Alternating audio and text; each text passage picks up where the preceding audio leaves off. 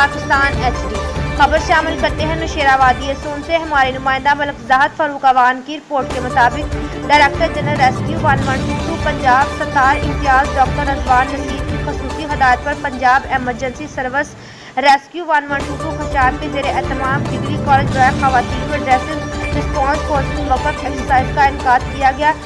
District administrator, rescue officer, rescue عملہ اور rescue رضاکاروں نے شرکت کی۔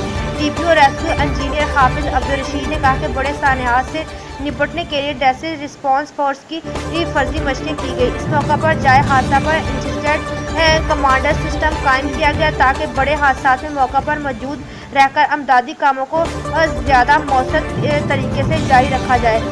DPO ریسکیو نے کہا کہ اس فرضی مشقوں کا مقصد بڑے پیمانے پر آگ لگنے اور بلڈ گرنے جیسے بڑے واقعات سے نپٹنے کے لیے دستیاب آلات اور ریسکیو اہلکاروں کی پیشہ ورانہ مہارت کو چیک کرنا اور ان کی استعداد کو بڑھانا تھا۔ مزید خبروں کے لیے دیکھتے رہیے سٹی 11 نیوز پاکستان۔